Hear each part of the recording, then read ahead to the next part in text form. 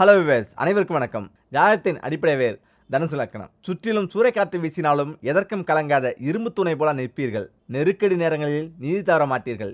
எளிதாக சத்துருக்களை வெல்வீர்கள். உங்கள் லக்கணத்தின் அதிபதியான குரு பகவான் ஒரு வணங்காமுடி. சிலர் சிறுவயதிலேயே செல்வம் உடையவராகவும் சக்தி நிஷ்டையோடு திகழ்வார்கள். இதில் உங்களின் ராசியான குருவே தாய்க்குரிய ஸ்தானத்திற்கும் அதிபதியாக இருப்பதால் அம்மாதான் எல்லாமும் என்றிருப்பீர்கள்.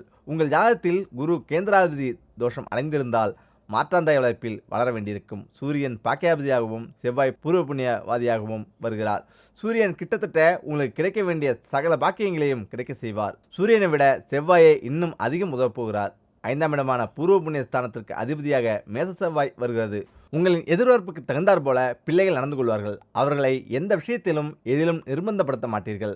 செவ்வாய் மிக மோசமான பகைவர்களோடு இருந்தாலும் தன்னால் எந்த தீய பலனும் வராமல் பார்த்து கொள்வார். இதே செவ்வாய் சூரியனோடு இருந்து விட்டால் அதிகாரமுள்ள பதவிகளை தருவார். செல்வத்திலேயே திளைக்க வைப்பார். உங்களின் சொந்த ஜாதகத்தில் குரு கடகம், சிம்மம், தனுசு, மீன ஆகிய வீடுகளில் ஒன்றில் அமர்ந்திருந்தாலோ குரு சூரியனிடம் சேர்ந்திருந்தாலோ ஒரு குறையும் வராத ராஜபோகமான வாழ்க்கை அமையும். குருவும் செவ்வாயும் சொந்த ஜாதகத்தில் சேர்ந்திருந்தால் குருமங்கள யோகம் கிடைக்கும். மாபெரும் உலகத் தலைவரான நெல்சன் மண்டேலோ தனுசு லக்கணத்தில் பிறந்தவராவார். பாக்கியாபதி சூரியன் தனக்கு 8இல் மறைந்து சனியோடு சேர்க்கை பெற்றிருக்கிறார். இதனாலேயே தியாகசீலராகவும் சுதந்திர போராட்டத்திலும் ஈடுபட முடிந்தது. சிறைக்கு செல்ல நேர்ந்தது. 5க்குரிய செவ்வாய் தனக்கு 6இல் மறைந்திருப்பதால் உண்ணாவிரதமெல்லாம் இருந்தார். கன்னியில் இவ்வாறு செவ்வாய் இருப்பதாலேயே வைராக்கியத்தோடும் இருக்க முடிந்தது. மேலும் குருமங்கள யோகத்தில் பிறந்திருக்கிறார். அதாவது குருவும் 4இல் செவ்வாய் அமர்ந்திருக்கிறார். இதனாலேயே எடுத்த போராட்டத்திலெல்லாம் வெற்றி பெற முடிந்தது. ராகு கேதுக்கள் எல்லா கிரகங்களும் அடங்கிவிட்டதால் அரசாங்கமே கைகூடி நிற்கும் அளவுக்கு தன்னுடைய புகழுடைய உச்சியில் ஏறினார். தன்னுடைய இறுதி வருடங்களில் பல்வேறு ராஜயோகங்களையும் அனுபவிக்க முடிந்தது. எந்தவித பெரிய பின்புலமும் இல்லாமல் வர முடிந்தது. லக்கணாதிபதி குரு லக்கணத்தை பார்ப்பதால் எல்லோராலும் விரும்பப்படும் நபராகவும் இருக்க முடிந்தது. 8இல் சனி இருந்ததாலும் 8க்குரிய சந்திரன் லாபஸ்தானத்தில் அமர்ந்திருப்பதால் அழியா புகழை அடைய முடிந்தது. மாபெரும் மன்னரான திப்பு சுல்தானின் ஜாதகத்தில் சுக்கிரன் ஆட்சி பெற்று அமர்ந்திருக்கிறார். அது மட்டுமில்லாமல் சந்திரனையும் பார்க்கிறார். ராஜபோகங்களில் சிலைத்துக் கொண்டே போராட்டங்களில் ஈடுபட்டிருந்தார். இந்திய கிழக்கிந்திய கம்பெனிகளுக்கு ஆங்கிலேயர்களுக்கு குலநடுக்கமாக இருந்தார்.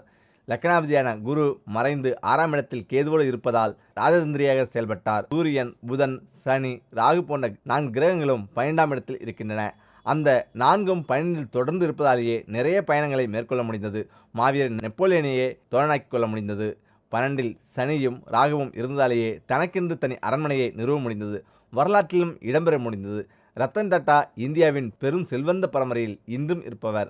ராகு கேதுவை தாண்டி சந்திரன் வெளியே இருக்கிறது. லக்கணத்திலிருந்து முதல் 4 வீடுகளில் தொடர்ச்சியான கிரகங்கள் அமர்ந்திருக்கின்றன. இதுவே பெரிய ராஜயோகமாகும். வியாபார சின்னமாக துலாமாசியில் பிறந்திருக்கிறார். சந்திரன் லாபஸ்தானத்தில் 11ஆம் இடத்தில் அமர்ந்திருக்கிறார். இதுவே வியாபார சூட்சுமத்தை அள்ளி தருவதாக அமைந்துவிட்டது. குரு சனி பரிவர்த்தனையால், அதாவது இரு ராஜ கிரகங்கள் பரிவர்த்தனை அடைவதால் நிறைய சந்திக்க முடிந்தது. மேலும் சனி வலுத்து 10ஆம் இடத்தை வேறு பார்க்கிறார். இதனாலேயே ஹோட்டல் உணவுத்துறையில் நல்லதொரு இடத்தை அடைய முடிகிறது. 2இல் குரு அமர்ந்து நீச்சம் பெற்றதாலும் சனியோடு பரிவர்த்தனை பெற்றிருப்பதால் நீசபங்க ராஜயோகமாக மாறிவிட்டிருக்கிறது. சனி பகவான் வீட்டில் இருப்பதால் பாரம்பரிய சங்கீதத்திலும் நன்கு பிரகாசிக்க முடிந்தது. 4ஆம் இடமான மீனத்தில் குருவும் செவ்வாயும் அமர்ந்திருப்பது குருமங்கள யோகம். லக்னாதிபதி குரு பூர்வ புண்ணியாதிபதி செவ்வாயுடன் இருப்பது பஞ்சமகா யோகத்தில் பெரிய யோகம். 5இல் சனி கேது இருப்பதாலேயே ஞானவனாகவும் திகழ முடிந்தது. சூரியன் பாக்கியாதிபதி புதனோடு சேர்ந்து லக்கணத்தில் இருக்கிறார். அவர் தர்மகர்மாபதி ஆகவும் இருக்கிறார். இதனாலேயே அரசாங்க விருதுகளை அள்ளி குவிக்க முடிந்தது. தனுசு லக்கணத்தில் பிறந்தவர்தான் அமெரிக்க அதிபரான சார் ரொனால்ட் ரீகன். 11ஆம் இடத்தில் குருவும் கேதுவும் ஒன்றாக இருப்பதால் உள்ளுணர்வு அதிகமாக இருந்தது. மக்களை வழிநடத்தும் தன்மையோடு இருந்தார். தனுசு லக்கணத்தில் 3இல் சுக்கிரன் அமர்ந்தது மிகவும் விசேஷமாகும். திரைத்துறையிலிருந்து அரசியலுக்கு எளிதாகவும் பிரவேசிக்க முடிந்தது. சூரியனுக்கு முன்னும் பின்னும் கிரகங்கள் இருப்பது ராஜயோக ராஜாங்கத்தை ஆளும் தன்மையை கொடுத்தது. பூர்வ புண்ணியாதிபதி செவ்வாய் லக்கணத்திலேயே அமர்ந்திருக்கிறார். இதுவே பஞ்சமகா யோகத்தை கொடுக்கும். இதுதான் செய்யும் என்று சொல்லலாம். ஆனால் கூட்டாக இருந்தால் என்ன வேண்டுமானாலும் செய்யும். ஒன்றுக்கு மேற்பட்ட கிரகங்கள் ஒன்று சேரும்போது கிரகங்களை பொறுத்தளவில் நேர்மறையாகவோ அல்லது எதிர்மறையாகவோ ஏதேனும் பாதிப்புகள் இருக்கத்தான் செய்யும். அதனால் கூட்டு கிரகங்களின் பாதிப்பிலிருந்து தனுசு ராசிக்காரர்கள், தனுசு லக்கணக்காரர்கள் தப்பித்துக் கொள்ள கும்பகோணத்தில் உள்ள ராமசுவாமி கோயிலுக்கு சென்று வாருங்கள். மூலஸ்தானத்தில் பட்டாபிராமனாக ராமச்சந்திர சுவாமியும் சீதா பிராட்டியும் ஒரே சிம்மாசனத்தில் அமர்ந்திருப்பது ராஜபரிபாலன் சாலகிராம திருமேனியாக சேவை சாதிக்கிறார்கள். முக்கியமாக கம்பீரமான தோற்றம், இடது காலை மடக்கி மற்றொரு காலை பூமியில் தொங்கவிட்டிருக்கும் அழகு காணுதற்குரியது. நீண்ட கருமேகம் போன்று அதில் ஞானசூரியனின் கிரகங்களால் ஒளிரும் தெள்ளிய திருமுகம், தாமரை போன்ற மலர்ந்த கண்களில் அமுதசாரல் வீசுகின்ற செவ்விய இதழ்கள், அதன் ஓரமாக தவழும் பேரானந்த புன்னகை. இவரை வழிபடுங்கள், உங்களுக்கு நல்லதே நடக்கும். செல்வம் பெருக விளக்கை குளிர வைக்கும் போது இந்த தவறை மட்டும் செய்யாதீங்க. வீட்டில் வரலட்சுமி கடாட்சம் குறைய இதுவும் ஒரு காரணம்தான். தினமும் பூஜை அறையில் தீபம் ஏற்றும் போது எந்த அளவிற்கு பயபக்தியோடு ஏற்றி வைக்கிறோமோ அதே போல தான் விளக்கை மலையேற்றும் போதும் பயபக்தியோடு குளிர வைக்க வேண்டும். சில பேர் ஏற்றும்போது ரொம்பவும் மந்திரங்களை சொல்லி விழுந்து விழுந்து சாமி கும்பிட்டு ஏற்றுவார்கள். ஆனால் விளக்கு குளிர வைக்கும்போது அப்படியே ஒரு பூவை எடுத்து நெருப்பின் மீது வைத்து விளக்கை சாதாரணமாக குளிர வைத்து விட்டு சென்று விடுவாங்க. இது மிகவும் தவறான ஒரு விஷயம். தீபத்தை குளிர வைக்கும்போது அதை முறைப்படி எப்படி குளிர வைக்க வேண்டும் என்பதை பற்றிய சின்ன ஆன்மீக ரீதியான குறிப்பை தெரிந்து கொள்வோம். தீபத்தை குளிர வைப்பதற்கு முன்பாக மகாலட்சுமி மனதார நினைத்து கொள்ள வேண்டும்.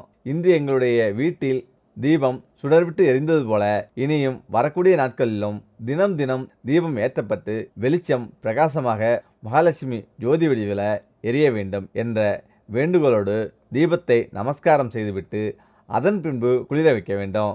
வீட்டில் உள்ள இருளை நீக்கக்கூடிய தீப சுடர் அல்லவா அது. ஆகவே அந்த தீபம் குளிர்ந்த பிறகும் பிரகாசமாக மகாலட்சுமி நம் வீட்டில் நிரந்தரமாக வாசம் செய்ய இந்த குறிப்பை எல்லோரும் பின்பற்ற வேண்டும். அடுத்தபடியாக தீபத்தை குளிர வைப்பதற்கு வெள்ளிக்குச்சி பயன்படுத்துவது சரியான வழி என்று சொல்லப்பட்டுள்ளது. வெள்ளிக்குச்சியில் திரியை உள்பக்கமாக இழுத்து விட்டால் எண்ணெயில் தீபம் குளிர்ந்துவிடும். ஆனால் எல்லோராலும் இந்த வெள்ளிக்குச்சியை வாங்கி பூஜை அறையில் வைக்க முடியாது. அப்படி இருக்கும்போது இனிப்பு சுவை நிறைந்த கற்கண்டை வைத்து இந்த தீபத்தை குளிர வைக்கலாம். ஒரு சிறிய டைமண்ட் கற்கண்டு இருந்தால் கூட அதை எடுத்து அந்த தீப சுடரில் வைத்தால் தீபம் மலையேறிவிடும். அப்படி இல்லை என்றால் மாதுளை குச்சி, நெல்லிக்காய் குச்சி, மருதாணை குச்சி, இப்படி இந்த மரத்திலிருந்து சிறிய குச்சிகளை உடைத்து வீட்டில் வைத்து கொள்ளலாம்.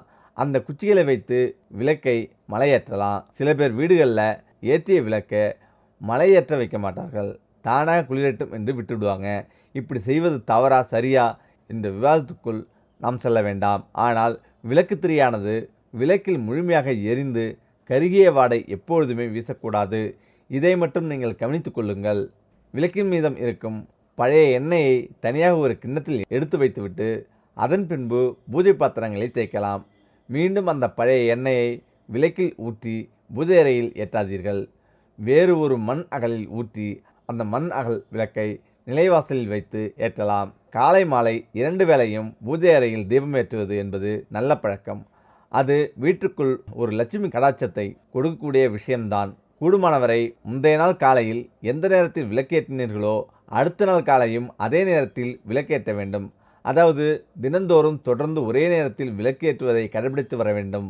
இன்று காலை 6 மணிக்கு விளக்கேற்றுவது, நாளை காலை 7 மணிக்கு விளக்கேற்றுவது, நாளை மறுநாள் 8 மணிக்கு விளக்கேற்றுவது என்று நேரத்தை மாற்றாமல் ஒரே நேரமாக தினமும் காலையில் ஒரே நேரத்தில் விளக்கேற்ற ஒரே நேரத்தை நிர்ணயித்து கொள்ள வேண்டும். அப்படி இருந்தால் இறையருள் ஒளி நமது உடலில் பட்டு ஒருவிதமான அதிர்ஷ்ட அலைக்கற்கள் நம்மளை சேரும். இன்று நாம் காலை 6 மணிக்கு தீபம் ஏற்றி மகாலட்சுமி நம் வீட்டிற்குள் அழைத்திருப்போம். மறுநாள் காலையும் மகாலட்சுமி 6 மணிக்கு நம் வீட்டு வாசலில் நிற்பார்கள். அந்த நேரத்தில் அவர்களை நாம் உள்ளே அழைக்காமல் விட்டுவிடக்கூடாது என்பதற்காக தான் இப்படி ஒரு சாஸ்திரம் நமக்கு சொல்லப்பட்டுள்ளது. மாலையும் அதே போலதான். மாலை 5:30 மணிக்கு ஏற்றுவதாக இருந்தால் தினமும் அந்த 5:30 மணிக்கு மாலை நேரத்தில் விளக்கேற்றப்பட வேண்டும். அப்படி இல்லையா 6 மணி என்றால் தினமும் மாலை 6 மணிக்கு தீபம் ஏற்றும் பழக்கத்தை வைத்துக் கொள்ளவும்.